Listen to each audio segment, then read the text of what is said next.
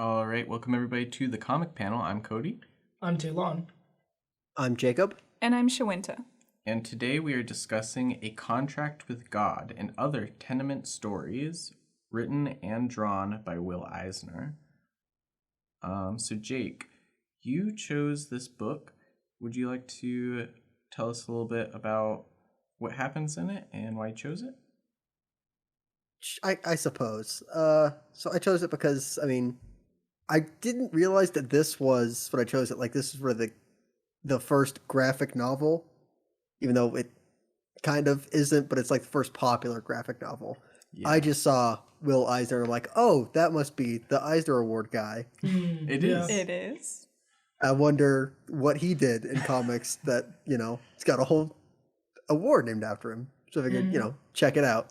God, they give them to anybody these days. They will kind of give them to everybody. Yeah. Considering Tom King just won a bunch of them, but it's fine. Wow. Shots fired. Yes. modern comic book writing slander, I guess. Anyway. But this, alright, so the story, A Contract of God, is a anthology style story, all kind of centered around stories happening in this tenement block, which is 55 Dropsy Avenue, New York. which is supposed to be like reflective of the tenement in which Will Eisner grew up in. And so there's 4 stories. The first one is A Contract with God, which is about this Hasidic Jewish man who has a adoptive daughter who dies young and is like, no, this can't be happening to me because I have a contract with God, as in, like, he, when he was a child, wrote an actual contract on a piece of stone with God. And then he feels that God has broken the terms of his contract. He forgoes all of the, like, tenets of Judaism, becomes like a businessman, buys a tenement with kind of stolen bonds. Was that? Yes, from the Was I understand that synagogue. correct? Stolen bonds. Okay. And then, yeah, just kind of lives like a successful but not very spiritual life. Empty and unfulfilling, he feels. Yeah. And then until he goes to a bunch of rabbis and says, like, I would like you to write up a new contract for me between me and God. And there's some back and forth. It's like, should we do this? This seems kind of like not the best choice. But then it's like, who else are we going to do this with to help repair this man's relationship with God than us? And they make some sort of comparison to religion, like what else is religion but a contract with him? Yeah. And, the guy is pretty much saying that, obviously I made the contract, the original one, when I was a child. So there's probably some flaws with it. So coming to you guys, you can do it. You know the stuff. You can do it properly this time. Yeah. So yeah, they make a new contract. He receives it and is like, oh, it's perfect. It's great. It's awesome. Now I'm going to live this way for the rest of my days. And then he has a heart attack and dies. So technically true. I mean, no, he says he's going to give all his money away to charity. He's finally going to do things properly. Oh, yeah. And he's like, so full of promise. Falls over and, heart attack. Which I guess also coincides with, at the same time, a kid finds his original contract with God that he, like, threw out a window. And I guess it didn't just, like, break or shatter or get swept up at some point. It just kind of, like, sat in that alley. That's a rock. For a couple of years. Yeah. Until this kid finds it, and it's like, oh wow, my very own contract with God. Signs his name under it. Yep. Doing great. The end. Which I guess kills the original guy? I don't know. Maybe I read too much into that. I don't think that happened at the No. same time, because the fire happened. He saved people from the fire, and then he finds the contract and signs it. Yeah. Okay. Which, we can get into what that might mean. They're trying to say with it. after we abridge the others. Right. Yeah. So the next story is The Street Singer. Yeah, you can think of it Yes, as like that's right.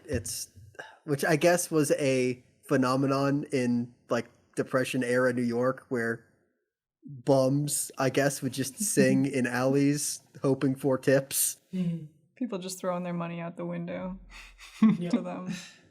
Yeah. And sometimes no. Who knows? This tells the story of a specific alley singer who is singing one day, gets called up by this woman who used to be in the opera. Am I recalling? Mm-hmm. Yeah. Big name of the opera, says, "You have such a beautiful voice. I want to be your sponsor. I want to bring you to the big time." And also sleeps with him. Mm-hmm. And says, "Hey, come back here tomorrow. I'll have, your training or like I forget if it's training or a gig set up." She's going to be his coach. She's going to train him. She's going to help him get gigs. She's like, here's some money. Go buy yourself a nice suit so you'll really look the part. Yeah, I forgot the money and, too. Yeah, and him leaving with the money and immediately like going and buying a bunch of alcohol, right? Yeah. Right whiskey. to the bar. Yeah. Yep. Because it's almost like he never says like a thing really during the time she's talking. Because Yeah. she just controls the conversation and doesn't really care to say anything. Mm-hmm. I mean, then he goes home and gets drunk, and his wife is like, hey, can I have some money so we can survive? I'm pregnant again, remember? And he's like, just make the kid stop crying. Yeah, he's like, shut up. Yeah. Gives her $5, but like spent 20 on and also whiskey. just beats her up half the time. Yeah. And then in the morning, he's like, I'm sorry, I was drunk. And she's I'm like, gonna "Oh, it's figure okay." things out. Yeah. And then he goes back to the bar and is like bumming drinks from the Can bartender. you give me a talking about, drink? Because "Hey, I'm I've about to got become this- big time. I've got this great opportunity lined up with this old singer. She's gonna like sponsor me through. It's gonna be great." And she's like, "Okay, sure. Tell me the name and the address of this opera lady." And he's like, "Oh no, I didn't put down the name or the address of the opera lady. And it Gave me all looks this the money." same to him, right? Yeah. He's like, I've sung at so many of these places. I don't know the difference between any of them. Yeah. Specifically alleys, which Yeah. understandable. Mm-hmm. Yeah, I guess after a while, alleys probably start to look alike. Mm-hmm. Yeah. And so just like, well, I guess that was my big shot. Gotta go straight back to singing in alleys.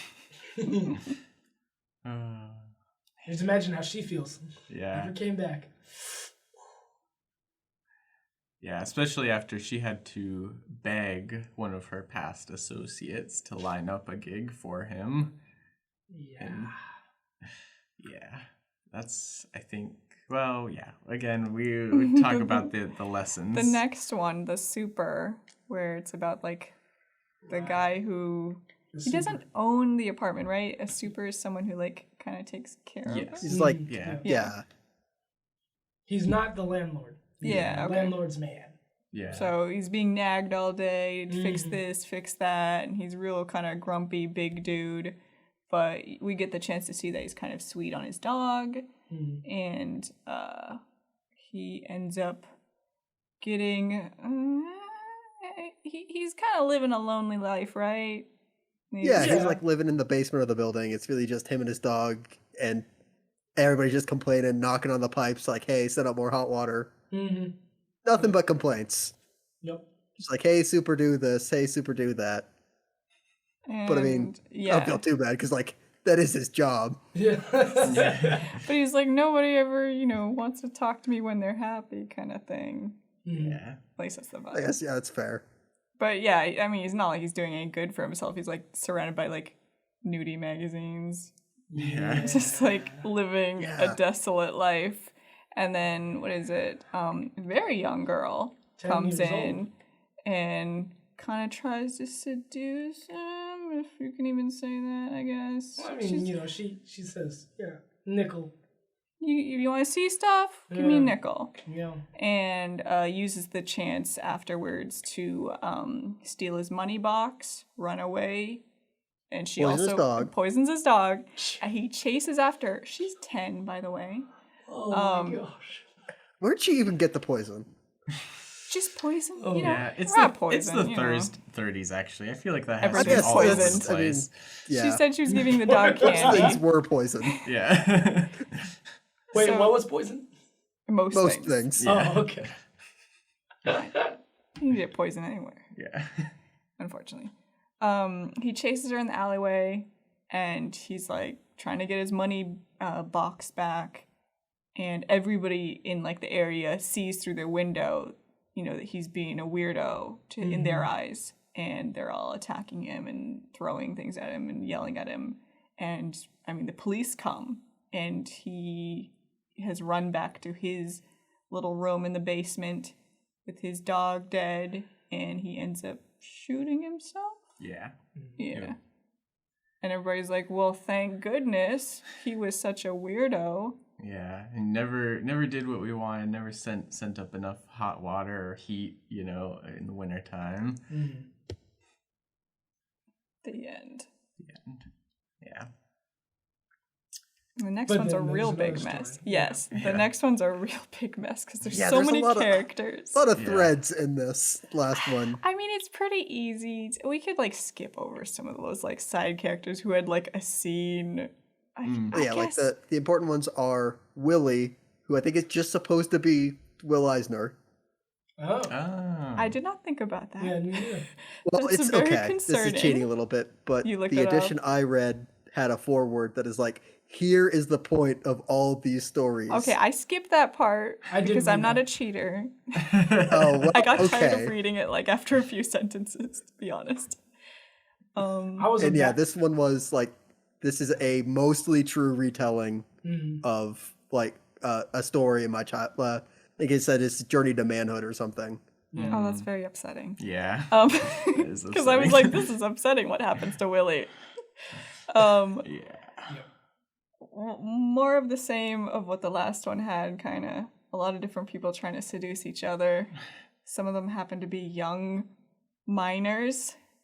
Yeah. yeah. Yeah, It's weird. one of the guys is adults. like, I'm gonna go up, I'm gonna find myself a rich heiress to marry so I don't have to work.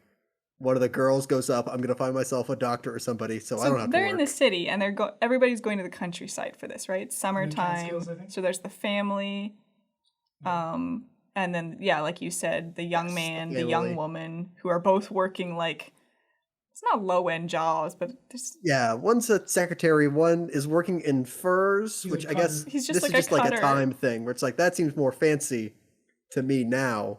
That's because people don't wear fur anymore. Yeah. Interesting. Yep. I mean, he's the dude cutting blue jeans in a workshop, right? Mm-hmm. Yeah, definitely. Yeah. It's very much that. It still is technically fancy because, like, when he says "I work in furs," everybody's like, "Oh my gosh!" But he's like, "Yeah, Yeah, he's just cutting the patterns. He's not like putting anything together. He's not Yeah. even designing the patterns. Yeah. yeah." So they're all going to the countryside. What is it? The family with the eldest son, Willie, who's 15. And his parents are having trouble because his dad has a mistress and he can't wait for the family to leave to the countryside, but he still loves the mother. It's weird. Yeah. She's like, you can have a mistress because look at me, I'm kind of ugly. Are we going to sleep together? I don't know if we could do that. He's like, I'm fine with it. And she's like, no, just go have a mistress. I won't tell the kids, including Willie. Yeah, I mean it is very much like kind of the time where because what he says really is like, well, do you want a divorce? You know? And then she's like, no, I'm not gonna let you divorce me. And it's like, it is really important context of that is that like, back then women did not make it out well after divorce. There's both social repercussions and financial repercussions. Would you say this is set in the 40s? No, it's set in the 30s. 30s. Okay, 30s. Yeah. Oh, Depression. Yeah. Yeah. Okay. But it got released in like the 78. Yeah. So that's interesting. Mm-hmm. Yeah, so then there's the girl who went up to the countryside to is it more like a country estate? Well, yeah, it's It's the Catskills. I don't know what that means. Well, it's countryside. It's like but in upstate New York. Yeah. Oh, It's that like- okay. yeah. Just say upstate New York. It's a thing I don't It's a think special exists anymore. The Cook-a-Lane, which is like the name of the story as well, Yeah. which I guess is like it is a place where you can stay, sort of like a bed and breakfast, except you are responsible for cooking yourself all your food. I figured that out through context clues. But yeah, some of these words are definitely dated. Yeah. And a lot of Hebrew, but I mean, I guess that's probably from That's true. Will Eisner. Yeah. The character is happening to be Jewish a lot of times. I guess maybe Yiddish is the right term. I don't know. Yes. Yes.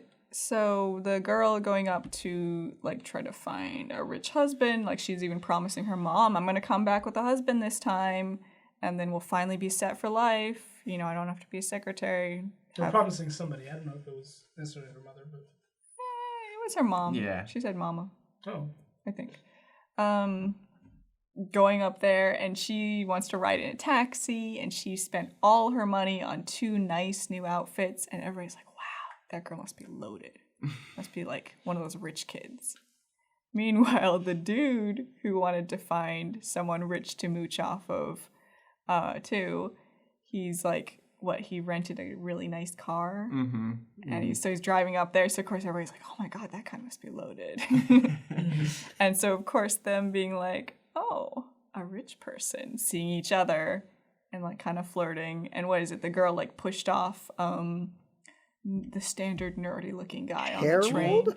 Herbie? Or Herbie. Or I think that's his nickname, Herbie. Some nerd H name. Yes. Oh, Harold he Herbie. was studying to be a doctor. He's an intern. yeah, like a nerd. Nerds. So yeah, he's like a doctor's intern right now. She doesn't realize this. He's a doctor's intern. He's gonna have his own private practice. But she's just pushing him off. She like ignores him. Yeah. She just sees him as the help. Right, Yeah. Well, he he's- literally says he's staying with the servants area, right? And she's like, "Oh, you're a servant. Go away." Yeah. She literally says that. Yeah. It's just a musician playing the sax, you know. Can't marry a saxophone player. So yeah, she's kind of getting close with that seemingly rich guy. And then he finds out that she's not rich, and so he assaults her. He's like, oh, I was holding back before. Assaults her, and then she, like, you know, is obviously distraught over what just took place. I mean, he was already trying to push her boundaries. Yeah, I guess that's true. And she was like, let's wait till marriage. And he's like, well, we're going to get married already, so why wait? So Herbie ends up looking after her, and he's like, I don't care what happened to you so much as like, because she's so worried about being a ruined woman kind of thing. And he's like, I'm gonna be a doctor with my own private practice. I'll take care of you. I'll look after you. And she's like, We'll be married. Yeah. And she pretty much agrees to it, I think. Meanwhile, the Willie storyline. Yeah. It's real weird. Well, yeah, also so Willie's storyline does take place earlier in those events, but also while the assault is happening, Willie's little brother, I don't remember what his name is Oh, Petey. Petey, he's rooming with one of the other younger kids. Yeah. So they said, we're going to put you in a room with your cousin. And I knew immediately what was going to happen. Oh, I did not. I mean, I don't know. Yeah. So they're staying in the same room together, and There's too much talk of the birds and bees and too much weird stuff going on. Yeah. But it's like supposed to be as if, because they're kids, so it's supposed to be more innocent. Right. But then they're like, well, let's go see what the big kids are doing. And then they go out there. And they see that Yeah. altercation. And they're pretty chill with it. Yeah. I assume that kind of thing, unfortunately, happens enough that they're just like, oh yeah, this is just... It's his life. Yeah, his life, yeah. Yeah. And then, so Willie has to sleep in the barn, which, like, what kind of place is this? Yeah, that does seem like a bit of an odd choice, where it's like, all right, 3 out of the 4 get to sleep, like, in a bed. You, 15-year-old, out in the hay. I was the almost going to rustic- say Clark slept in a barn, but that's not true. rustic experience. Yeah. Yeah. I got as long as they charge him less for him sleeping out in the barn. I doubt it. Well, no, I assume that the barn is free. They probably have to, like, have only a certain amount of people in the room, I don't know. 1930s. Yeah. Everybody could sleep in the same room. They can sleep on top of each other. But it's a vacation. We all want our own It space. is a vacation. That's true. Yeah. Yeah, Willie's sleeping in the barn, and he had been dancing with like the wife of the big fur guy, boss of that area, and who stayed back in the city, but he's making a surprise visit down. I keep saying down, up to the place, Because he suspects infidelity. Yeah. which it kind of seems like she's always been in. Yeah. Yep. So Willie's sleeping in the barn. Why is he nude? I don't remember. But he was nude. Just it's so hot, Yeah, it's the I guess. summertime. Yeah. It is? Yeah, Outside. I guess. Yeah. He's nude, sleeping. The wife comes up. It's like, hey, Willie, do you remember we like danced together? And like, you're such a man now. And once again, doing the kind of seducing thing. Well, because she had asked him at the dance like how old he was.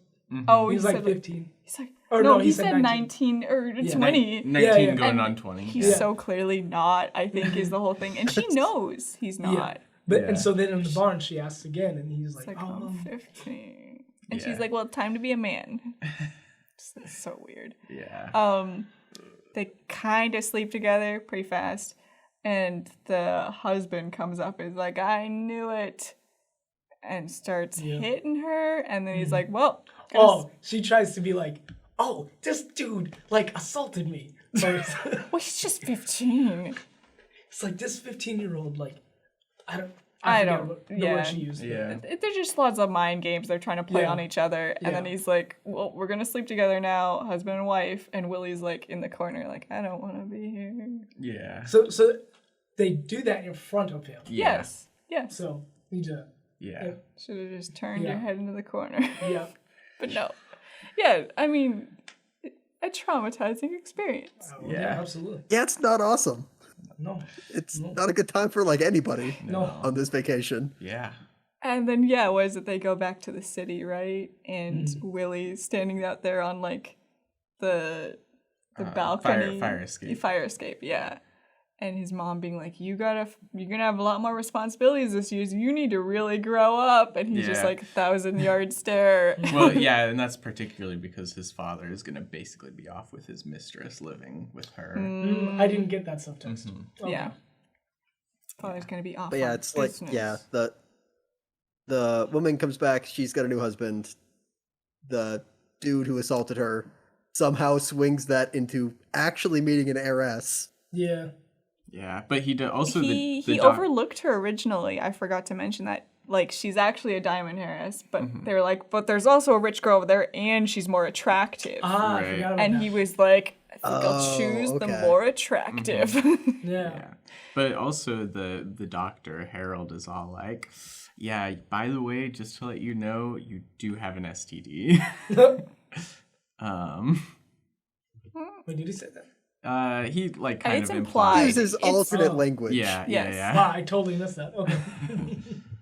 I didn't understand So yeah, either. he gets an heiress. Yeah. Guess Willie everybody's is happy. traumatized. Yeah. Petey is probably like mostly fine, even though like still He's not like- great. He's like, I've learned the facts of life now. Just going on. He's gonna get traumatized later. No, that's Yeah, if it keeps see, going that's like that's this, a then delayed yes. explosive Yeah. trauma. Yeah. You're like you grow up and then you're like, oh. Yep. Yeah. But yeah, those are the 4 stories that make up the graphic novel. And like, man, reading that, like, I think it came out, do you say 78 or 74? 78, yeah. 78, yeah. Oh, 78. Yeah. Would have been weird for comic books at the time, I mean, considering like, yeah. oh, sorry, go ahead. No, I was going to agree with you. Like, it's such a realistic, dramatic kind of Hard Knocks kind of story compared to like what I think a lot of comics were at the time, seen as like even being able to talk about or say. I don't know.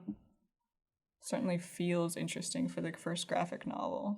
I mean, does at the end doesn't it say like this book like launched a literary genre, or so? People consider it the first graphic novel a lot of times. Yeah. Gotcha. But debatable. Yeah, kind of like Steamboat Willie being the first sound cartoon. It's like kind of, but not. It's I mean, I think technically, like if you count a collected version of comics as a graphic novel, Tintin does beat this by like a while. I do think people have a lot of like definitions about graphic novels where they think it has to be a more serious kind of story in this vein. And so like Tintin, I just don't think has that kind of. Yeah, I guess graphic if you put it as like both the picture and then also as like the content. Yeah, really? Could be graphic. Yeah, I guess I've seen a lot of people kind of do that. It's either comics or it's like graphic novels. Yeah, but at the same time, also it's important to I started reading one version and then I didn't like the quality of the scan, so I bought a different version. But in the first version I started reading, there was, in part of the introduction with Will Eisner, he was saying that he used the word graphic novel just as like a way to convince the publisher that it was worthwhile, So it's you're trying to be, oh, no, I'm not like comics, I'm serious. Right. It's like, thank goodness, not all graphic novels are super gritty, dark drama. Yeah. Yep. So yeah, in one way it is like, it's historically relevant, but also it's kind of in another way a moot point where it's like, well... Well, I think part of the thing I'm thinking about like being like, oh, it's the first graphic novel is like, not really that he was the first, but like the influence it had, right? Right. Like recognizing how many people went, oh my gosh, you can do this with comics? In America especially. Yeah. Yeah, I mean, he was definitely, or Eisner especially, one of the first recognized, like, oh yeah, the medium is more than just like, okay, pictures are set next to each other and then we tell the story primarily in the words. It is like the words tell a story, but the pictures do as well. In fact, they are inseparable. Yeah, being recognized as like serious artists. Yeah. And it's a medium in and of itself, not just the combination of two mediums. Yeah. It makes me think about what's that? It was a book that you chose, Shwenta, where it was also autobiographical. Fun Home? Yes.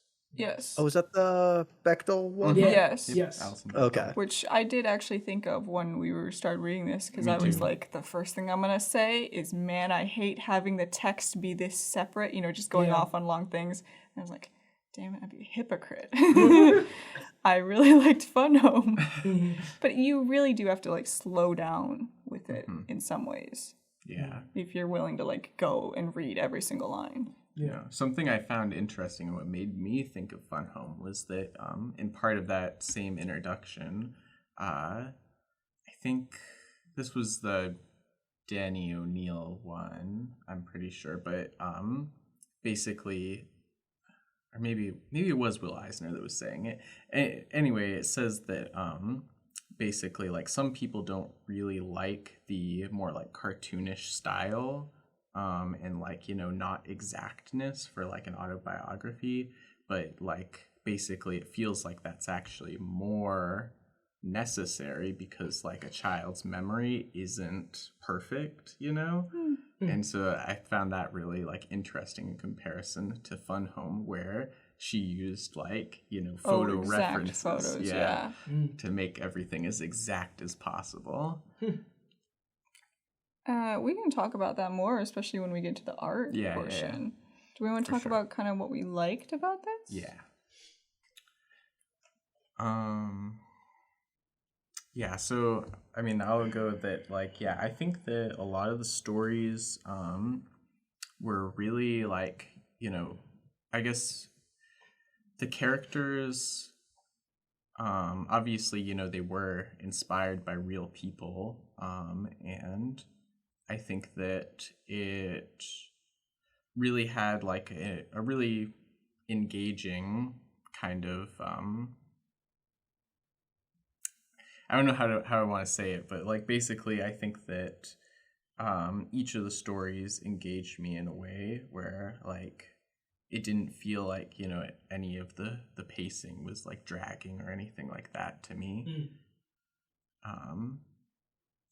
Even if I was like kind of like, oh, there's like something I don't like about this story, it was like, well, I still want to know what happens. Well, also it never felt like the author was just doing it to be dramatic or shocking or whatever. It was like, because I mean, we didn't know, right, that it was like autobiographical. Okay. Yeah, I read enough of the introduction. Yeah, but even then, like only the first and fourth are really like autobiographical. The second and the third are like, he says, are stories that could have happened. But I will agree. Probably didn't. I don't know. But I will agree with what you were saying. Of like, it doesn't seem like he's just doing it just to be. Yeah, I'm like, this is upsetting, and that's the point. Kind of like, this is here to tell a story. Yeah, I mean, some of them were very thought-provoking. I say that as if like I have a thought to say now. No, I do like the first one. I think was really interesting. Yeah. And I think the first one's the best one. We're gonna talk about that more. I kind of want to know what you guys think about the ending. Is it meant to be that this is a cyclical thing in a doomed way, or just life kind of way? Right.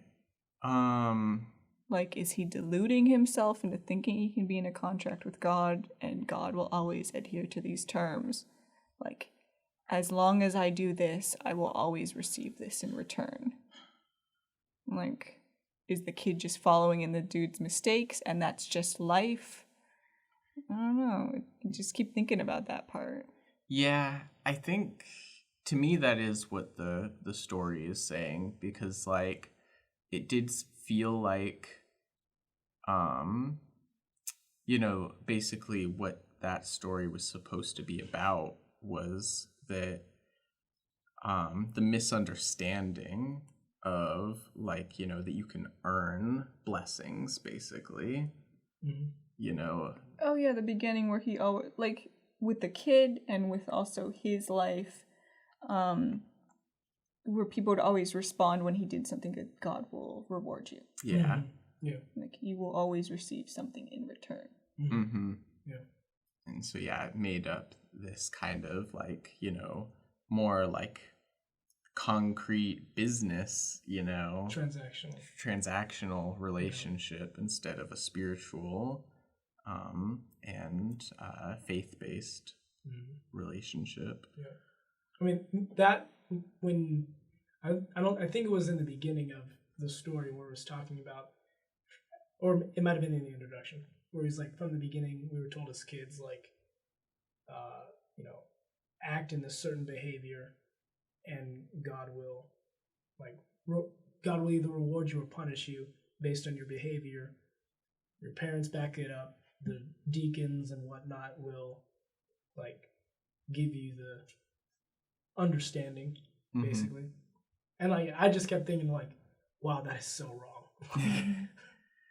Like it was really interesting. Yeah, because what is meant, I believe, by like God will reward you in this context is that like it's that you won't be like literally rewarded, but you will come to see the good that your actions bring about, and so. Or even you will be rewarded in heaven, like. Yeah, I mean, I still feel like that's more of a like, a literal interpretation in some ways, but I can also see it that way too. But yeah, I think it's a lot about avoiding, like you were saying, the mindset that like I do this because I will get something good from it. I only lend you my car because you're gonna give me $1 million someday. Yeah. Yeah, always this assumption for the other, give something out and holding out your hand for something, Yeah. It's kind of, and then he fully dives into it, right? Like becoming the businessman where like everything he does just brings in more and more money. Like, yeah, his actions are rewarded in quotation marks. He's like raised the rent on everybody by 10%. I'm gonna make as much money as I can off of them, and I'm gonna move on and buy the next building, et cetera, et cetera. And that interesting point of where we said he's unfulfilled, and like he definitely is, but it's a little interesting where he has all this money and his new girlfriend, I guess, or his only girlfriend he's ever had probably, is like, you never go out, you never really use your money to buy anything other than just make more money. Like, you need to live a little. She's trying to get him to drink and whatever. And I can't say that, it's hard for me to say he's empty inside. I don't know what he's experiencing really. It's I mean, to me, this guy experienced like trauma with his daughter dying. Grief he's never gotten over, kind of thing. Right. Never addressed it. And so is trying to get the new contract like another way of trying to get over it? Like, well, obviously, I just did it wrong that time. Yeah.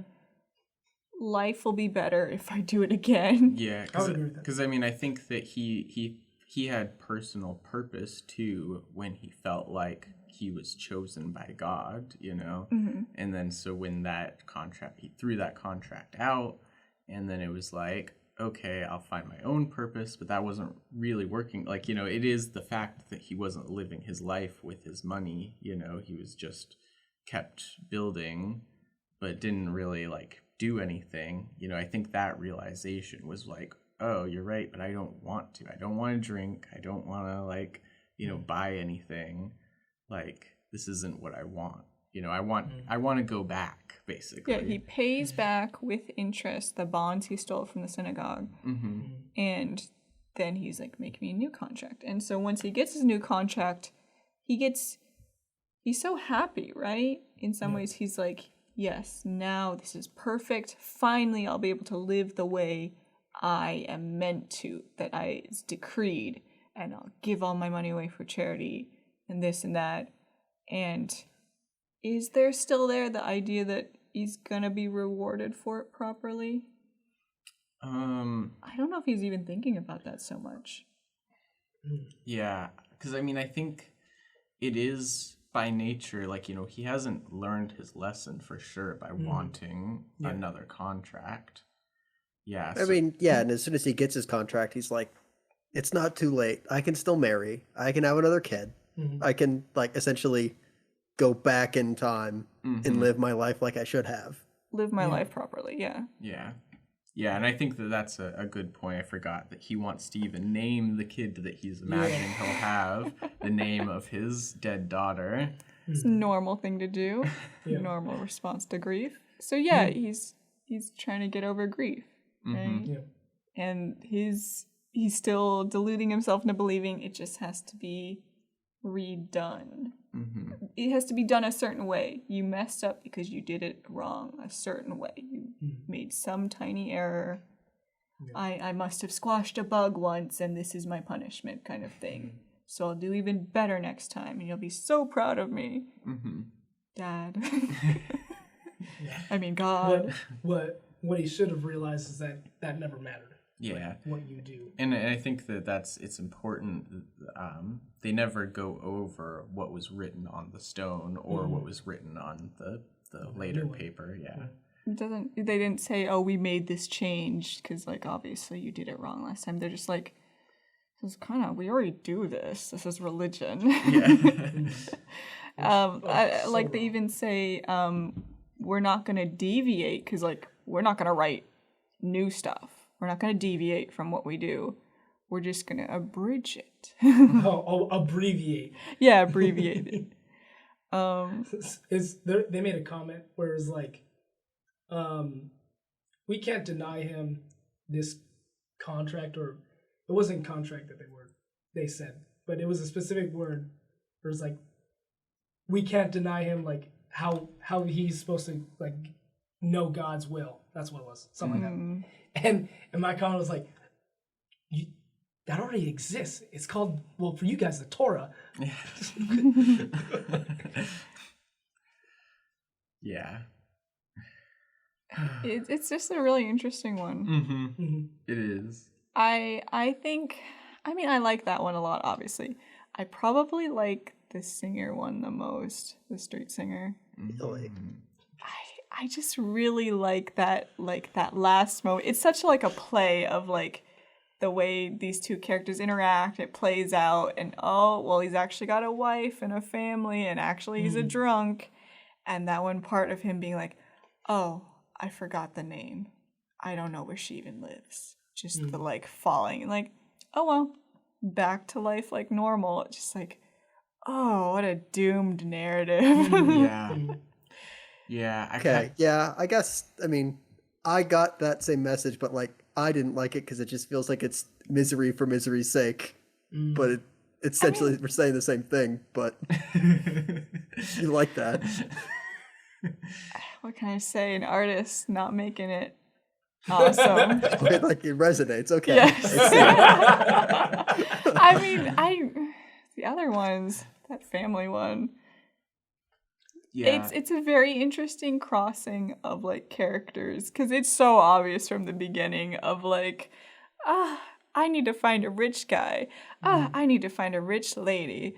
Like, I better look rich so I don't like look poor. That'd be embarrassing. Like, so clearly, the moment she's like, I need to find a rich guy, and the moment he said, I need to find a rich girl, I was like, I know exactly what's gonna happen. Yeah, you immediately know, like, okay, they're gonna cross paths. But Looney then, Tune like, style.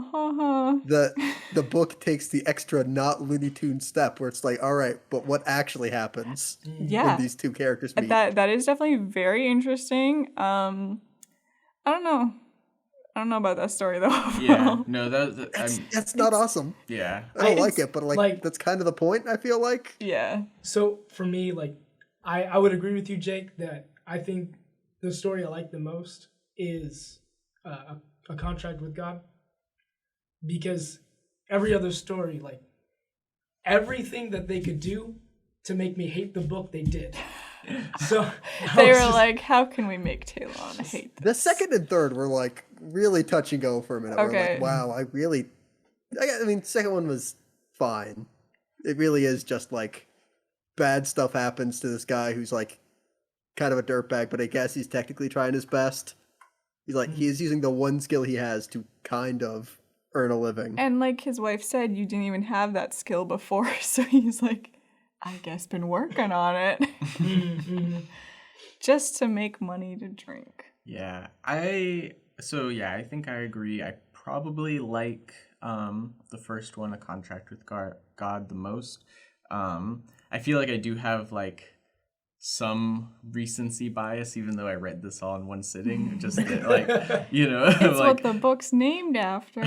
Well, no, just what I mean is actually that like part of me almost didn't say that, but then I was like, I think that you're just like, you know, slightly forgetting the first story. I think that you liked it. But yeah, I definitely least favorite, and we'll get into it when we get into it, is like everybody else, the fourth one. What's the third one again? The third one is the Super.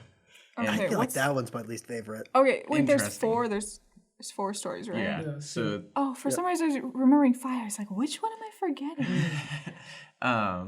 I mean, the Super one. Do we want to talk about it yet? Yeah. Okay. I mean, yeah, it's upsetting. Like, who wants to see a child sexualized? Yeah.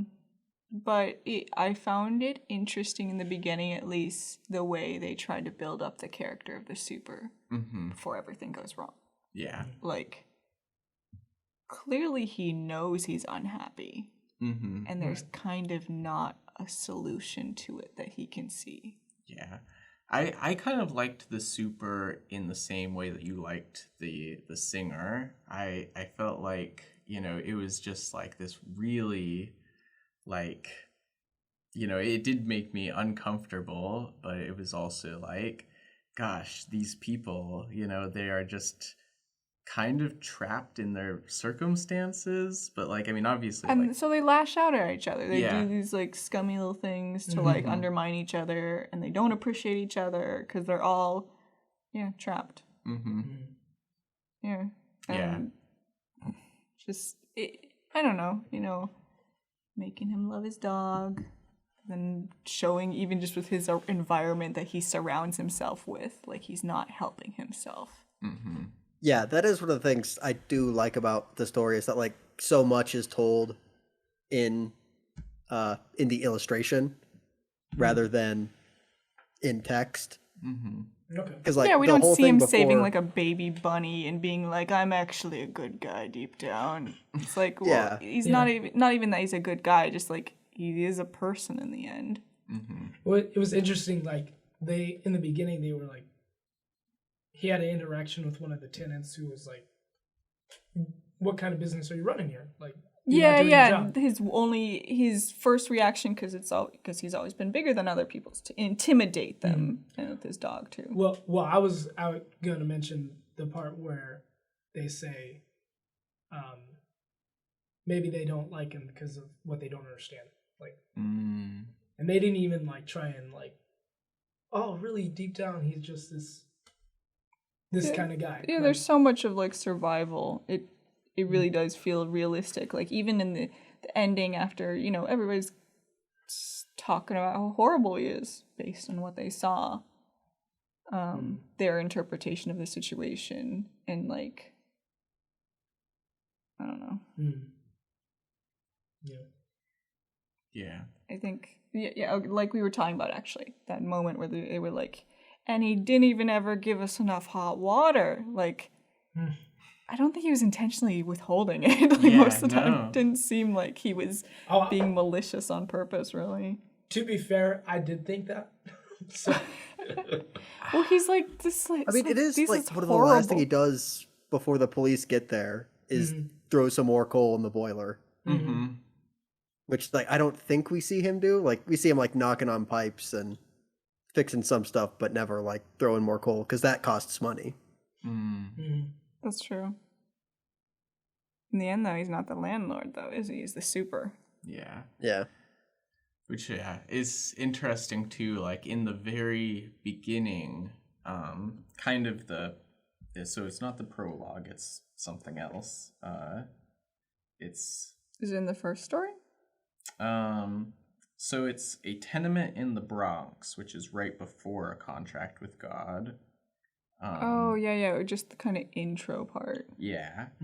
And in that, it's basically, it says that it's everybody against the landlord, and so in that way we kind of get, basically perspective of, first a tenant, and then he becomes the landlord in A Contract with God.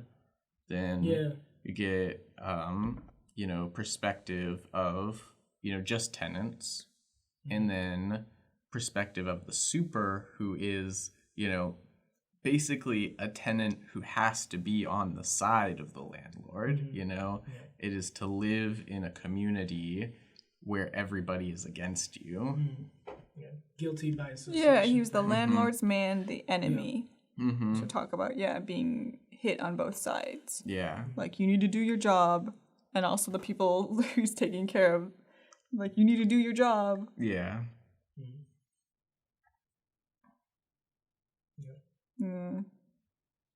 Just an awful place situation to be in.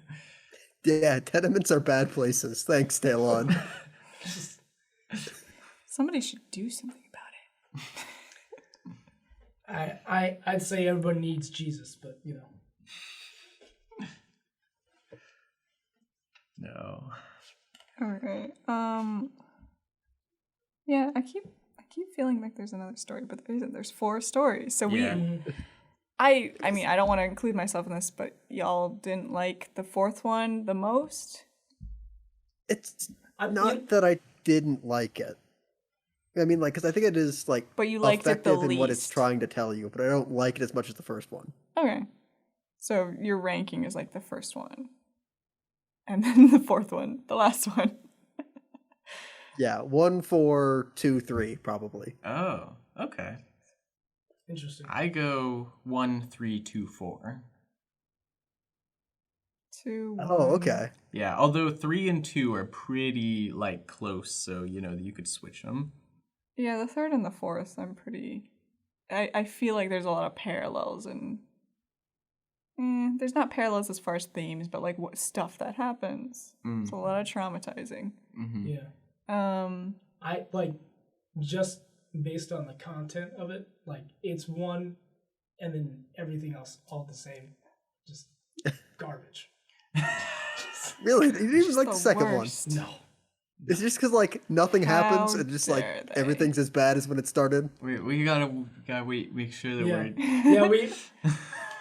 I mean, okay, We'll we should think talk about further. a little bit more about what we liked about probably the fourth one. I feel like we've touched a lot on it, but we haven't said what we liked. Yeah. For that one, I feel like I liked kind of some of the, I don't know how to explain it exactly, but and I think you mentioned it earlier, but like, so there's basically a scene where they're talking about, you know, Goldie, which is the girl, and He was looking for a rich man. yeah, and the guy, who's a fur cutter. Basically, they kind of work in buildings that are almost like right next to each other, and basically, yeah. Don't they technically work with each other? Wasn't that the whole joke? Like, they don't even know it. It's like through the phone, right? Right, like, yeah, when you're yeah. sending the skins. Oh, Yes, exactly. I did not catch that. Yeah, Okay. yeah. I mean, they don't work with each other, but it is like, you They're know. all in the same business. Yeah. That's funny. Yeah, she has to call the building that he works in to get the skins from the fur people, basically. To make clothes. Yeah. Yeah.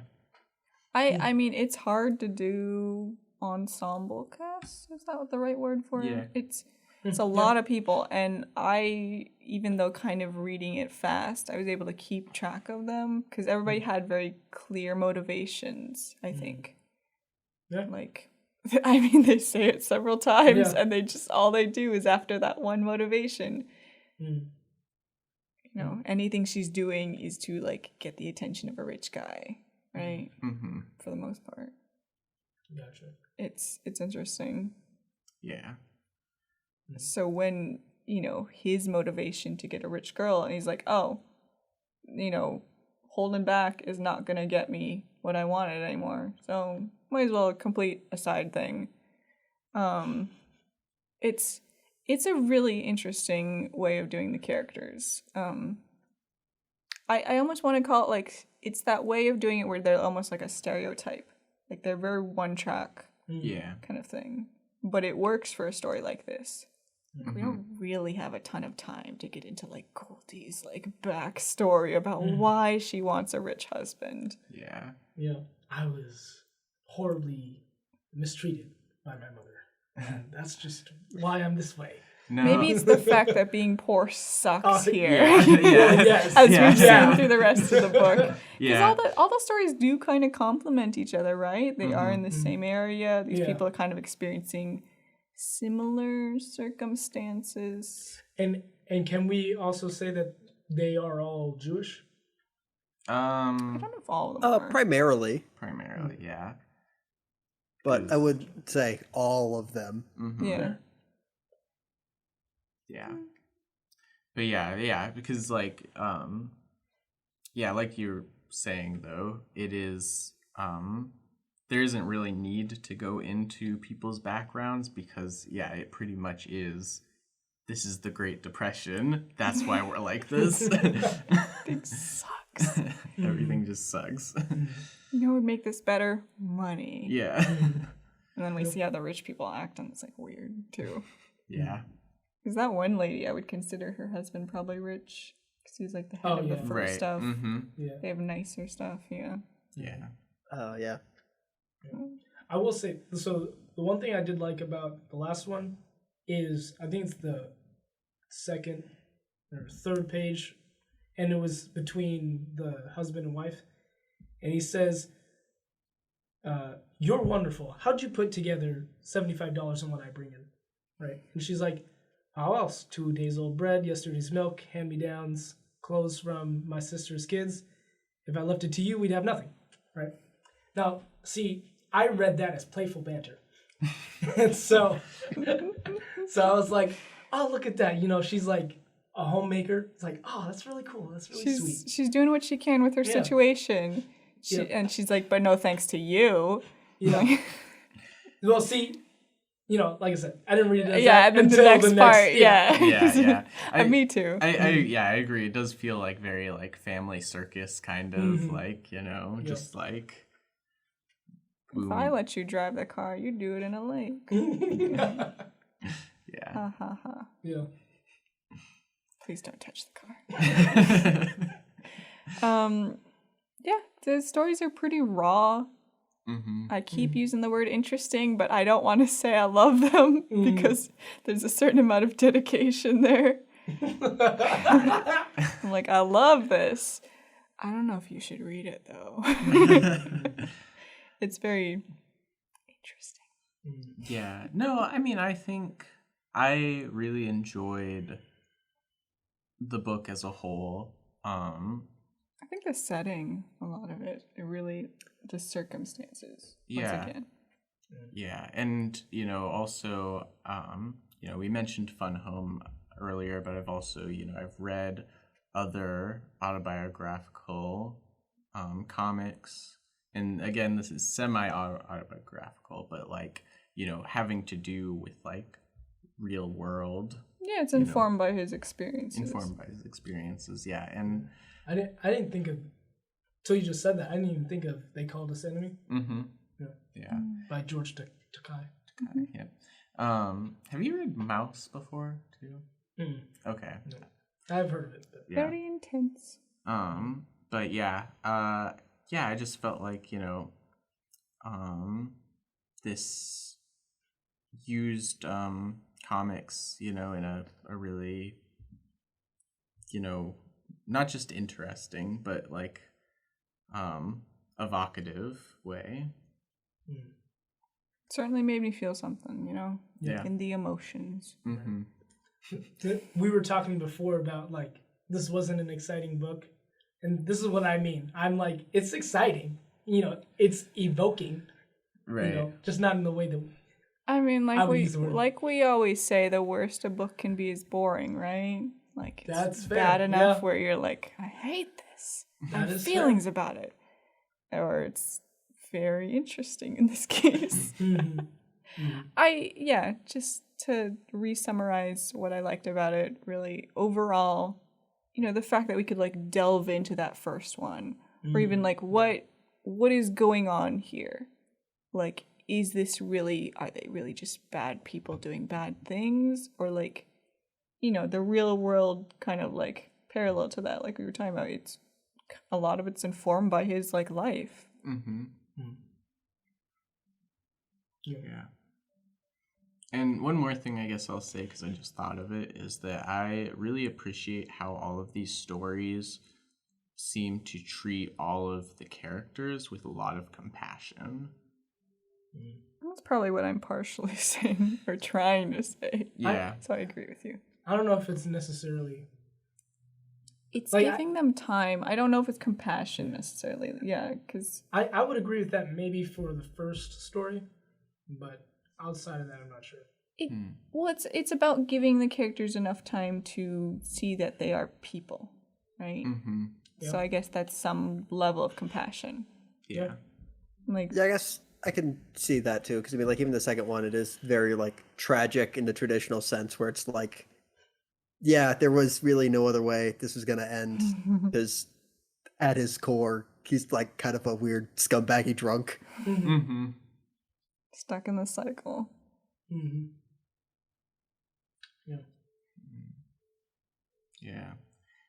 Man. Is there... I'm trying to think, because, like, I just realized, so those first two have elements of, like, thematic cycles, and then I'm like, is there cycles with the third? Yeah, actually, the third one also ends on a page that zooms in on Super Wanted. Yes, and the little girl counting her money. Uh-huh. So, yeah, that's, another super. It'll probably be a similar person. Yeah. Cycle continues. Not even that there's going to be a similar person, but that they will eventually become that, right? Right. Transformed by the situation. Mm-hmm.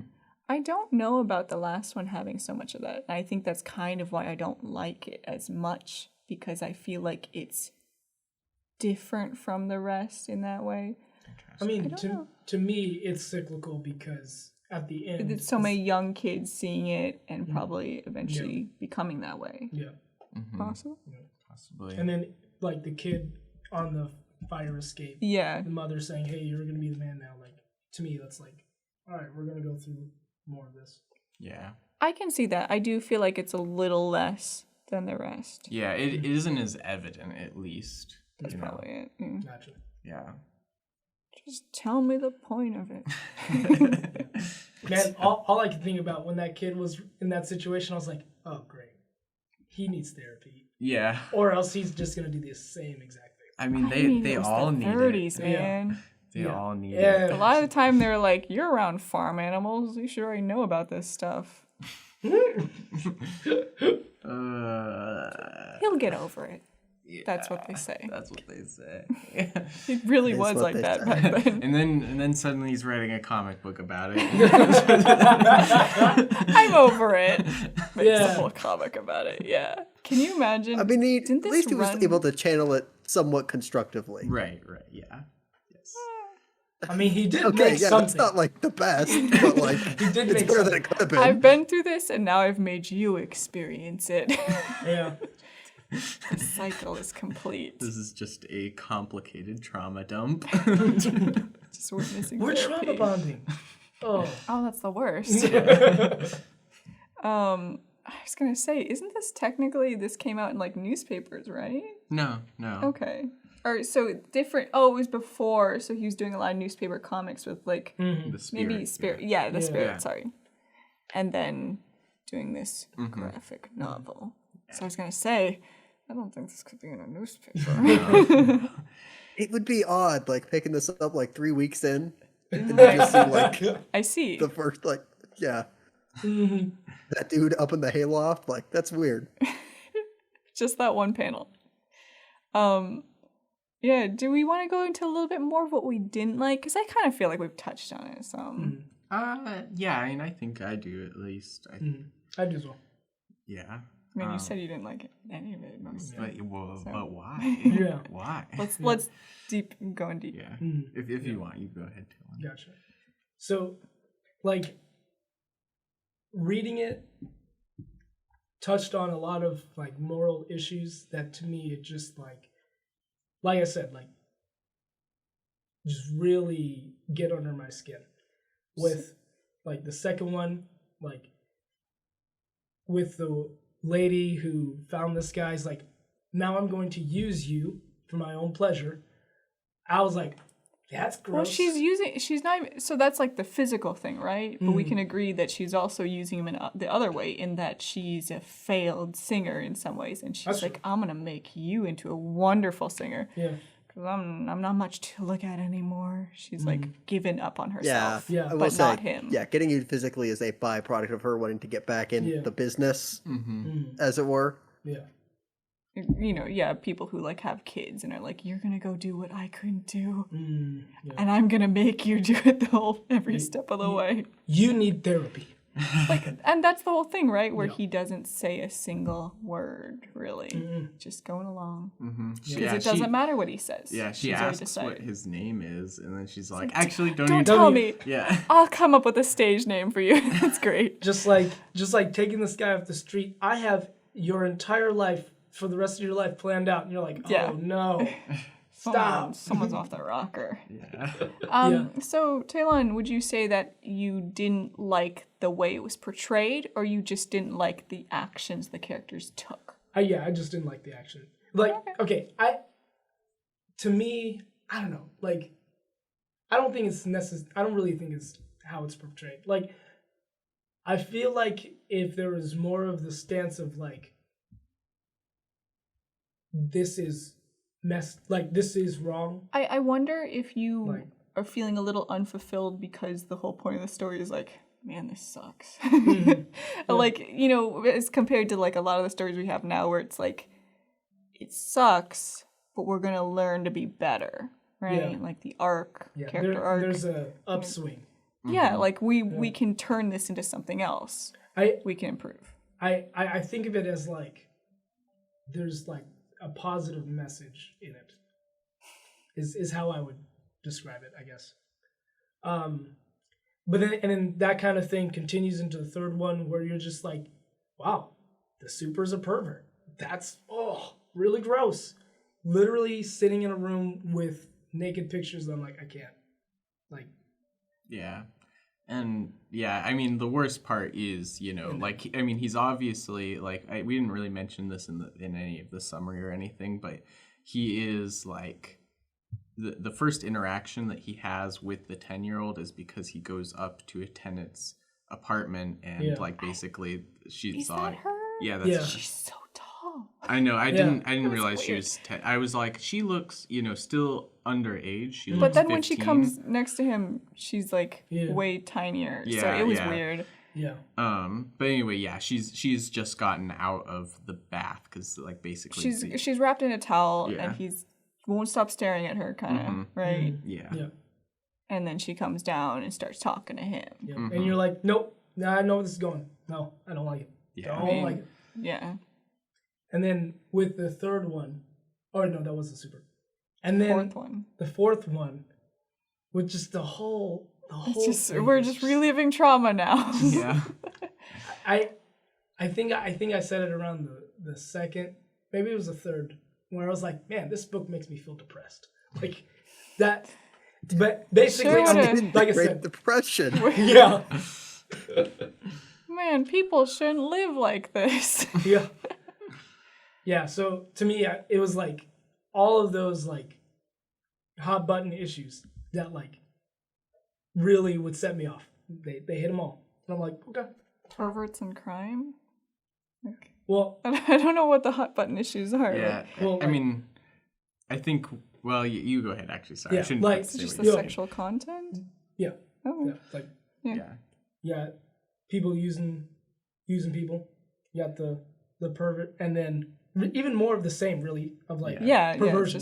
A lot of perversion, even like a young age kind of thing.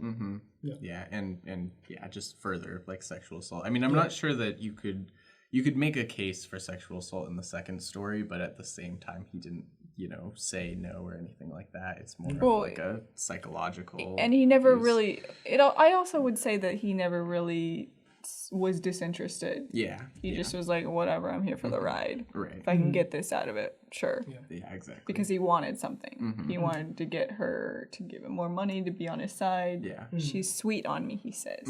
So she'll do anything. Right.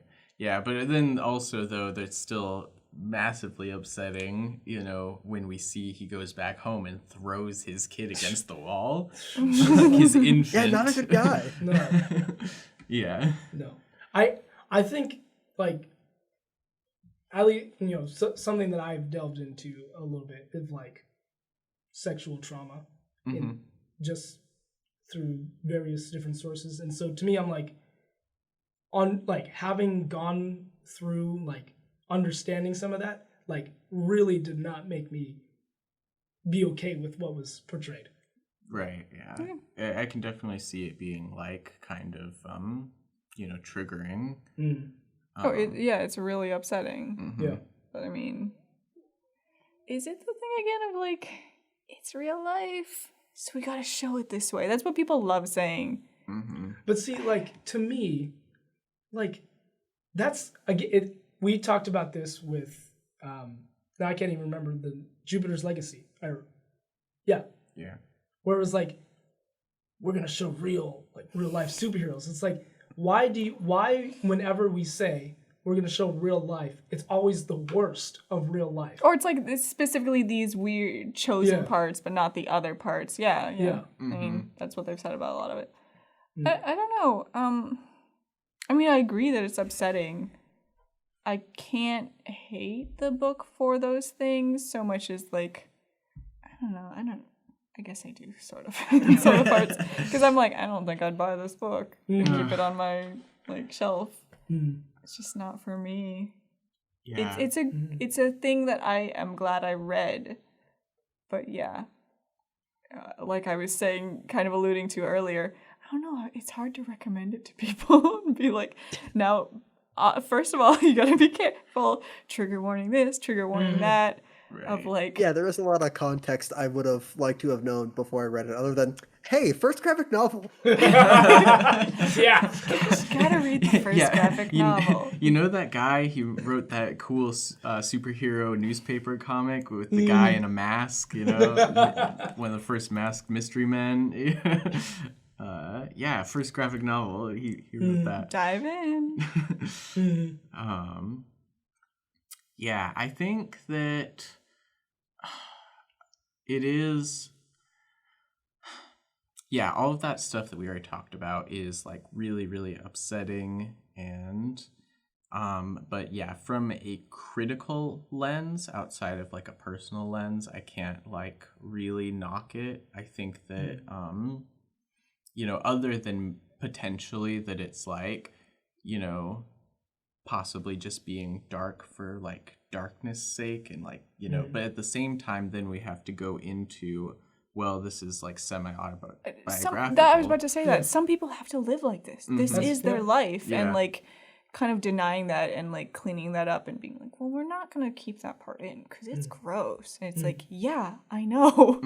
Yeah. Like, that's why I wrote it that way. I will say, like, even though I mentioned Jupiter's Legacy of like, why when we're depicting real life does it have to be like this? Like, I also, when reading this, I don't believe that it was dark for dark's sake. I think there's like way more distasteful like stuff that is out there that have like tried to say the same things of like, we're continuing the cycle. Yeah. But yeah, I would say this is pretty tasteful compared to a lot of them. Yeah. If you had to write a story about it, then like this is a decent way of going. We're supposed to be talking about what we don't like about it, darn it. Yeah, no, but it's hard because it's like what wasn't good about it wasn't necessarily, I think, Jake said it earlier, it's like there wasn't anything that was like extremely wrong with it. It just maybe wasn't, certain themes could have been like made a little better. That's about it. Yeah. And I think, there needs to be a little bit more just research, I guess, done before diving into it, whether it's going to be, you think it'll be for you personally, Yeah, I didn't know what I expected because I knew about A Contract with God. I kind of knew the basic idea of it. I knew like Judaism and all that, but that's all I knew. So I wasn't expecting the rest for sure. Yeah. And I do think the first one doesn't do the best at setting up the rest, right? No. Why would they do why would they do A Contract with God first? They're like, and what you've been waiting to like hear or read. God, this isn't a concert. A Contract with God. And it's like, okay, and there's also the rest you should probably read. Yeah. I mean, granted, it is called A Contract with God and Other Tenement Stories. So, like, I guess it is, like, kind of giving you the way that they're going to be presented. But most of us said that we like A Contract with God, and then it just gets less and less right each time. Yeah. At the same time, and again, this is me personally, though, it really goes from, I feel like 1, 2, 3 are on mostly even footing for me, with a contract with God just slightly above. What or 2, 3, 4? That's the thing, right? I don't know if any of them could have introed it properly than a contract with God. A contract with God is so clearly, it's such a, it takes the abstract parts. Yeah. And it's very clearly there. Like, this is what it's about in some ways. Like, with the other ones, if I had read them on their own, I would have been like, man, sad. But I wouldn't have thought about those deeper themes until I got to a contract with God. Yeah. I can feel they're there. I just don't think about them too strongly. Yeah. Also, I wanted to say, in terms of the fourth story, you mentioned in the parts that you liked that you felt like, he kept things, clean for an ensemble cast, as far as like, keeping track of things. It was a little hard, but like people very clearly had their motivations and what they were doing. Yeah, and I agree with that, but I definitely was having trouble keeping track of like, all of the different plot threads, where I was like, okay, and like I felt like some of the things could have been like skimmed out. Again, we gotta get into like, well, this is like one of the more autobiographical stories, so it's like if these things happened, then they happened, but at the same time it's like, wow, I'm sure there's plenty of things that happened that like he left out. Right, yeah. So he was trying to, a lot of the little side stuff is supposed to strengthen, like, like the kids seeing what's happening is kind of, like we were saying, that's part of the cycle continuing, right? Yeah. But yeah, I just think like, like for instance, the guys that are playing cards on the train, like the only thing that I can really think of that served was to have them ask Herbie to join so that he can say, no, I'm studying, I'm a doctor. I'm a doctor. And give the reveal that... Well, they're even there to be like commenting like, man, she's pretty and looks rich. Yeah. Well, and they're saying like, that's how you give the guy the old broom. Brush him to the side. Yeah. But I mean, I feel like all of that was like obvious enough, just by... A little too much. Yeah. I kind of feel that way with like the husband and like him being like, man, wife's at the country, just like all of the husbands at the card table at home. They're like, yeah, thank goodness she's out of here. Now we can really let loose with gambling. And he's like, I gotta go see my mistress. It was just like this on this on this. It's like, that's a little much. Really, man does not relax. Spreading it on thick. I mean, it's clear. Gotcha. It's clear that doing some shady stuff. Also, another thing was just that like, in this kind of like, I can see this going both ways, where it's like a good thing, but also kind of a bad thing, where, and I think we mentioned too, that like the characters are very much, sometimes one-dimensional, sometimes that even made parts of the story a little bit like simplistic.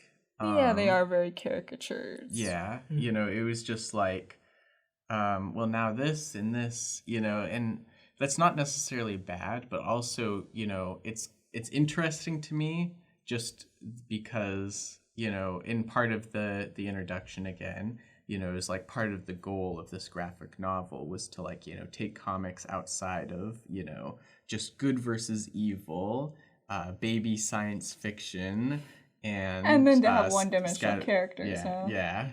Oh, I see. Yeah. In the end, I think we've talked about this. We've argued about this a lot. Character-driven versus plot-driven. This is. I really do think they're just kind of doomed to the narrative. Characters. I don't know. They're not gonna do something and suddenly change it all, and we kind of know that, right? Yeah. Yeah, certainly, yeah. Their autonomy is... Yeah. I wonder if... I'm just not exactly sold on this not being character driven, I guess. Character driven. Well, yeah. Thing. It's hard to say. No, yeah. I guess I would say it's. I think that they do strike a pretty good balance, honestly. But there's not really their plot. But yeah, it is more character driven to me. It is about the characters. Yeah. But it's in such a weird way because I keep wanting to say like they're all just plot devices in the end for each other. In what way?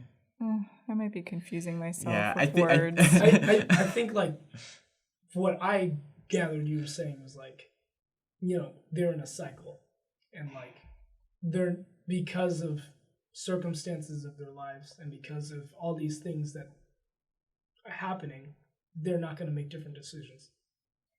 Yeah, there's something there. Yeah. I once again stumbled upon the idea that this is about a cycle. Yeah. Yeah, I'm probably just trying to phrase it in weird ways. Mm-hmm. But yeah, I mean, certainly also it's like they definitely prop up very specific characters, and other ones it's like, yeah, we don't care about those ones, so it's definitely not a. But at the same time, on the other hand of that is that like even those totally like you could almost call them zero-dimensional characters, like they're only given one line of dialogue or something. It's like they still feel like lived in, like real people. Oh, I don't know if they feel lived into me. I would say that like they're very strongly themselves, even if that's very simple. Yeah. Yeah. 'Cause, like even the waiter, like what kind of person he is. He's giving little tips, like she's rich, and she's rich, and you're welcome. Thanks for my money. Yeah. Yeah. Also, like it's not about like him going home from work and being like, I've once again ruined my morals. Well, yeah, that's the thing though, is that like so much of it, like, and maybe it's because of like stereotypes essentially, but that little character, I was even thinking to myself after that scene, I was like, because the fur cutter guy that was talking to him was like, oh yeah, and like basically keep my info on the down low. I'm like, that waiter is going to sell your information like someone else. Yeah. So yeah, I really liked in that way, just like you could glean information based on interactions, I guess. Oh, yeah. Well, I love how often that they characterize themselves with the dialogue of being a hypocrite like that. Yeah. We're supposed to be talking about what we don't like. Yeah. Darn it. I guess I don't like this book as much as I thought.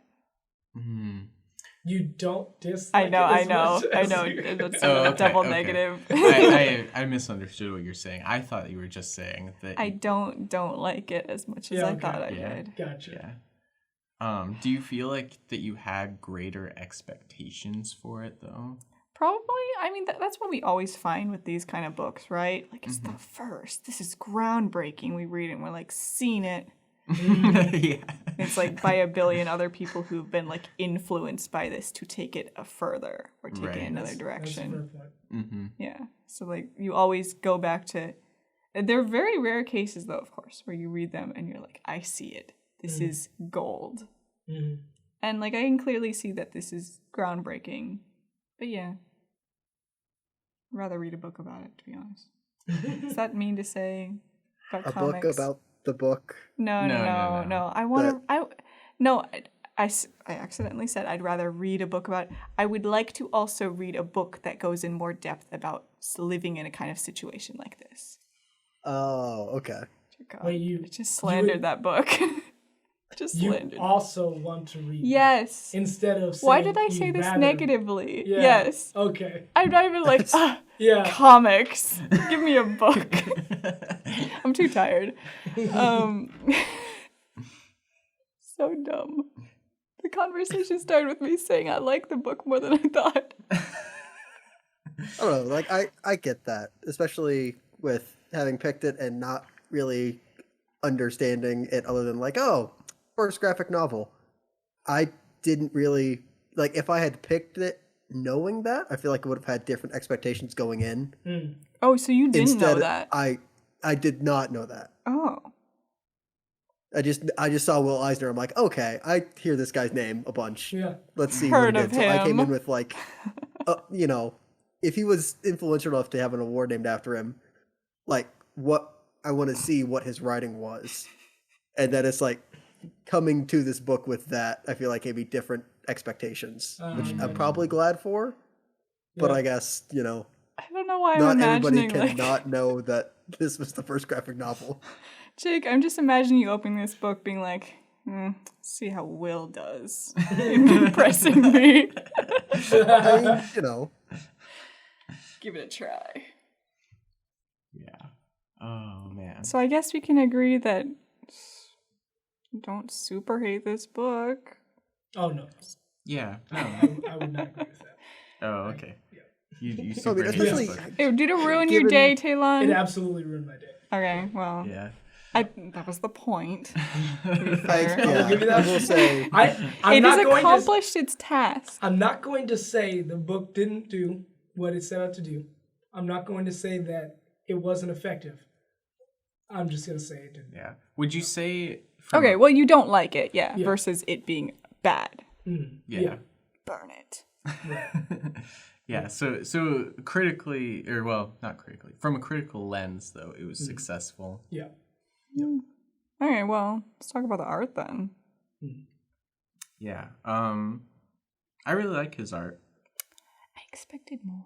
Yeah, I did. Like, Some of those faces. more detail, more like, what do you mean when you say more? I think sometimes his lines got lost because he would do a lot of texturing. I mean, it's good. I'm impressed with the fact that like a lot of times we read books and I'm like, they didn't put in a background for every single panel. This is embarrassing. Like, I'm a little harsh in that way. And I would say in this one, I was like, he doesn't need to. It's like a play. It really is like a play where like the important things are there and you kind of understand what else should be there. Mm-hmm. Like even when the car's like super big in the foreground and the building is at a weird angle and the people are like, bye, waving out the building. I'm like, this isn't really drawn right, but it doesn't matter because it communicates everything properly. I get that he's being a show off and driving past like poor building. Yeah, so I mean, there's a lot of things in the drawings that are like informing what we understand about the narrative. But sometimes it's kind of loose, and that's impressive that he was able to communicate so much. I would say, yeah, every once in a while, lines just a little too thin. There's not enough thick lines, I felt personally, so things were getting lost for me. Some of those faces was the face of like that guy when he revealed that he wasn't rich or something. He's like smoking the pipe. And it's like, what the heck is that face? That face is the face of Oh, wow. Wait, Jake, did you see that? Oh, His yeah. little face, like his little weird pipe smirk. face. Yeah. Well, to tell the truth, Goldie, I'm not. I'm just a cutter. Oh well, so your folks will take me into the business after we're married. What's the difference? Because the light of the cigarette is like illuminating his face as if you put a flashlight under your chin. Which is it supposed to be a scummy face? Like he's making like little, yeah. probably. Yeah. I guess it is still a really weird face. Caught my attention. Yeah. I really liked When you use dark spaces like that, yeah. Yeah, using the use of darks, some of like, I don't know, his ability to draw not people, just things. Inanimate objects? Inanimate objects, thank you. Okay. Just like the rain, like the way that it like drips and splashes on the windowsills, the bricks, the the curtains even. And like there was also a scene at the very beginning where like, there's people putting clothes up on clotheslines, and I was just like impressed with the way that things like folded, around what they're on. I don't know, yeah. And it's just like, especially like those first pages in A Contract with God, it's like... I think A Contract with God is probably one of the best drawn ones. Yeah. Yeah, definitely. Starting to hit deadline at the end. No. Oh. No. I'm just joking, but I'm wondering, you said you like switched to a different version of the book because of the scan, and I'm wondering if I'm looking at a poorer scanned version, because I do think the darks aren't as dark as they could be. Yeah, so that probably makes it feel less emphasis. Right. Were you reading from the family or the Google Play? So yeah, I don't know exactly what. I think that this one was not eligible for a family library. Yeah. Really? Yeah, so I looked it up on archive.org, but I was quickly annoyed because I noticed that they cropped one of the pages very early on, so I missed some of the text, and I was like, I don't know if this is going to happen again. Yeah. See, that happened with mine, and I was like, I'll soldier on. Those lines weren't important. Well, nothing else got cropped. So actually, that was actually the second thing that happened. I was also reading the like introduction and prefaces, and I was like, man, these words are really grainy. So like, how is the image gonna be? So after that happened, and then it got cropped, I was like, fine, I'll buy it. And I wonder if I'd appreciate it more. Like, is this the one that you bought? No, so that's actually the original version, which is still good. This one is the Centennial Edition. So what we're saying is, get something that really makes those blacks pop out. Mm-hmm. Yeah, these are fresh scans of the original artwork. Man, I was just discussing with someone the other week, like mixing spot blacks with like lots of texture. And yeah, he really knows how to do that. Mm-hmm. Yeah, super. Turns out he might be good at this whole comics thing. He might be pretty good. Yeah. You guys heard about this Will Eisner guy? Yeah. I really like a lot of the like dark spots they do in the Street Singer one, the second story. That's probably also again why I liked it. Like there's so many dark spots. Because they're always in the dark. Yeah.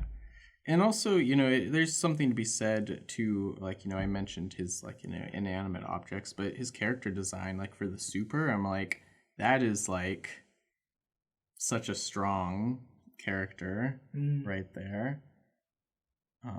And that face, it's ugly, but it's like... Yeah, a lot of times it's, like, ugly. It's like... Yeah. But they're kind of being mean, being horrible, being drunk. Yeah. It says a lot more about them than just, like, having a kind of straight face and, like, frowning or something. Mm-hmm. It's more evocative. I heard once of, like, when you're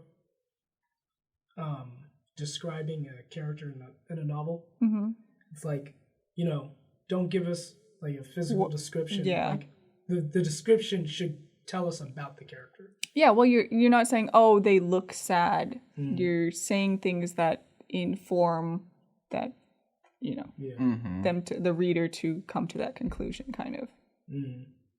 Yeah, like even the super with the dog, that's really good. Like the intimidating figure. Yeah. So yeah, some of the faces are ugly, and that probably is once again just kind of the point. Right. I will say, like, I don't know how. I mean, it sort of has to do with the art, but I mentioned Fun Home. When I read that, I noted that I didn't like how the text was like separate from the actual panel. Yeah. But then with this is similar in that, but I didn't find it as annoying or like discordant. Well, a lot of times this comic, if I remember correctly, it's not super strict with its like paneling. I think Fun Home had a lot of times where there's strong border and then you have a text underneath. Yes. But a lot of times, like, think about this. We know where the panel like ends and it's the next scene. It's not two of him. because it's so well laid out. I would say that is probably one of his strongest things. Like his layouts are pretty strong. Gotcha. Like a lot of times when the text was happening from narrator, I guess we could say, it's not really in person, but it's just words being said. Yeah, and I feel like that actually only mostly happens in the beginning with a contract with God. But yeah, even like this, you know, it's like fits into the frame area, you know? Yeah. And they didn't overdo it with that, so I appreciate that because, yeah, the beginning was a little hard to get into. Yeah. It's like, I have to read all this.